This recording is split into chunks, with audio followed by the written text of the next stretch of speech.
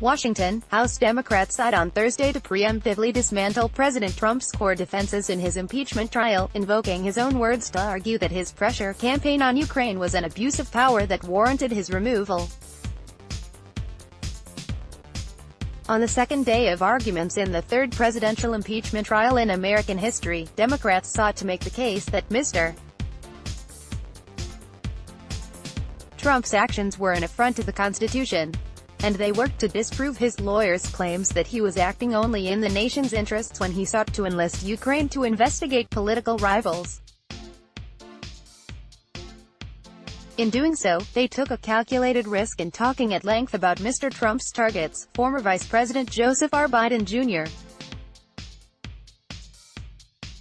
and his son Hunter Biden, and underscored the political backdrop of a trial that is unfolding only 10 months before the election and is likely to reverberate long after the verdict. "You know, you can't trust this president to do what's right for this country. You can trust he will do what's right for Donald Trump," said Representative Adam B. Schiff, the lead impeachment manager, said in an impassioned appeal as the clock ticked past 10 p.m. "This is why if you find him guilty, you must find that he should be removed. Because right matters and the truth matters. Otherwise we are lost." The team of 7 Democratic impeachment managers repeatedly attacked the idea that when the president withheld military aid from Ukraine and sought to secure a promise to investigate Joseph Biden, he was merely making a foreign policy decision to root out corruption in Ukraine. Mr. Trump has consistently suggested, without any evidence, that Mr. Biden pushed to remove a Ukrainian prosecutor who was investigating Burisma, a Ukrainian energy company with a long history of corruption that employed Hunter Biden on its board. Representative Sylvia R. Garcia, Democrat of Texas, spent nearly an hour debunking the claim, and said that, in fact, the opposite was true. The prosecutor, Victor Shokin, was widely perceived as corrupt, she said, and Mr. Biden was acting in accordance with official American policy, as well as the policy of the European Union, the International Monetary Fund and other international organizations in calling for his removal. Moreover, Mr. Shokin had already let the Burisma investigation go dormant, Ms. Garcia said, so his ouster would only increase the chance that Burisma would be investigated for possible corruption. She asserted that neither the elder Mr. Biden nor his son had done anything wrong, and that American officials, and Mr. Trump, knew it. Every single witness who was asked about the allegations again said that Biden had nothing to do with it and it was false. They testified that he acted properly, Ms. Garcia said, adding, "There is simply no evidence, nothing, nada in the record to support this baseless allegation. It was, in effect, a defense of one of the Democrats' leading 2020 presidential candidates and a potential challenger to the president." Mr. Schiff later volunteered that neither he nor his colleagues had a position on the Democratic presidential primary. Mr. Schiff also brought Mr. Trump into the chamber, at least on video, to use the president's own words against him, with a clip in which the president called both Bidens corrupt and called for Ukraine to start a major investigation into them. The president has confirmed what he wanted in his own words, Mr. Schiff said. He has made it clear he didn't care about corruption, he cared only about himself. Now it is up to us to do something about it, to make sure that this president, cannot pursue an objective that places himself above our country. But in focusing on the Bidens, Democrats took a strategic risk. Some Republicans have already threatened to call the Bidens as witnesses, even suggesting that they would insist on hearing from them as a condition of agreeing to subpoena John R. Bolton, Mr. Trump's former national security advisor. Democrats have refused to consider the idea, and Mr. Biden has said he would not take part in any such swap. And on Thursday, Senator Lindsey Graham, Republican of South Carolina, said he would not give in to that pressure from some of his colleagues to do so. But Mr. Trump's legal team said the Bidens were now fair game in the trial. "They have opened the door," said Jay Sekulow. It's now relevant. Senator Josh Hawley, Republican of Missouri, said the Democrats' arguments had made testimony from the Bidens vital. If we're going to call witnesses, he said, it's now clear we absolutely must call Hunter Biden, and we probably need to call Joe Biden. Mr. Trump seemed to be paying attention.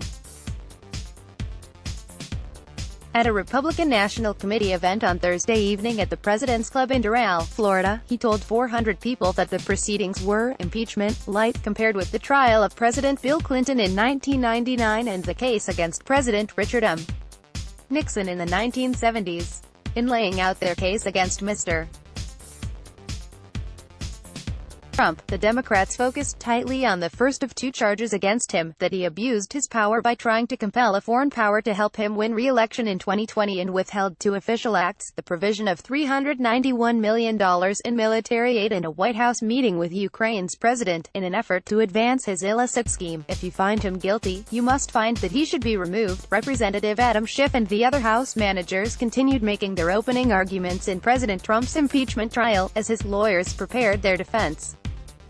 Credit, Aaron Schaft, The New York Times. President Trump exploited our ally, Ukraine, for his own political benefit to the detriment of American national security, said Representative Hakeem Jeffries, Democrat of New York. Is that conduct impeachable? The answer is categorically yes. The Senate must hold this president accountable for his abuse of power crimes against our Constitution. Representative Gerald Nadler, Democrat of New York and the chairman of the House Judiciary Committee, said, impeachment is not punishment for a crime. Impeachment exists to address threats to the political system. Impeachment is the Constitution's final answer to a president who mistakes himself for a king, he added. Democrats expect to wrap up their case on Friday with presentations aimed at proving the second charge, that Mr.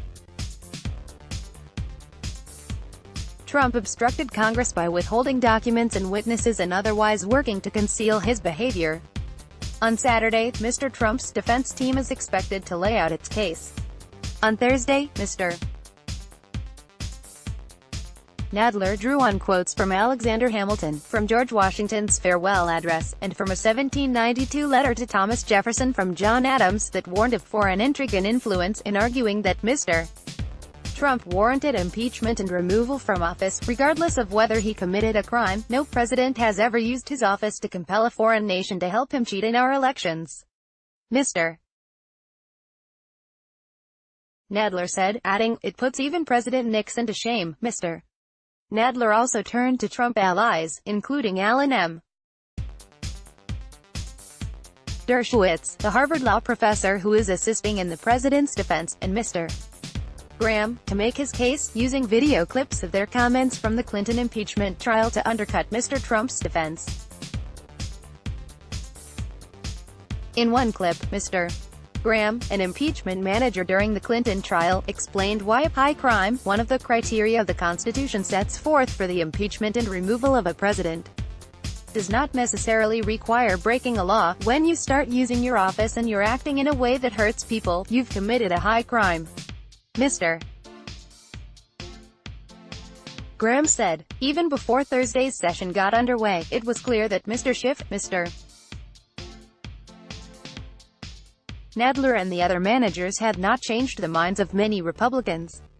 Senate Democrats were privately expressing concern that they may not get the 4 Republican votes they would need to bring witnesses and documents into the trial. If they do not, the case could be over by the end of next week. Publicly, though, Democrats were putting on a good face. I am more hopeful than ever that 4 conscientious, brave Republicans will come forward and tell Mitch McConnell, you can't shut this down without witnesses, you can't shut this down without documents, said Senator Chuck Schumer of New York, the Democratic leader, referring to his Republican counterpart. The rules of the trial require senators to keep silent, on pain of imprisonment, and after 2 lengthy days of first voting on motions on Tuesday and hearing oral arguments on Wednesday, Republicans were growing weary. Some complained that Democrats were simply reciting the same facts time and time again, more for the television viewing audience than for the audience in the chamber. Senator Richard M. Republican of North Carolina, handed out fidget spinner toys to his colleagues, ostensibly to ease the boredom, and to deliver a not-too-subtle dig at Democrats. "They spent a lot of time, they're well prepared, I just don't think they have much to work with," said Senator Roy Blunt, Republican of Missouri. "They've got about a 1-hour presentation that they gave 6 hours on Tuesday and 8 hours yesterday," but Senator Tim Kaine, Democrat of Virginia, said the Democrats had good reason to be repetitive. Many senators, not to mention the public, did not pay close attention to the House inquiry. One Republican, Senator John Kennedy of Louisiana, told reporters as much on Wednesday. "Senators didn't know the case," he said. "They really didn't. We didn't stay glued to the television. We haven't read the transcripts." Reporting was contributed by Michael D. Scheer, Emily Cochran, Nicholas Fandos, Peter Baker and Katie Edmondson from Washington, and Maggie Haberman from New York. Let's block ads. Why?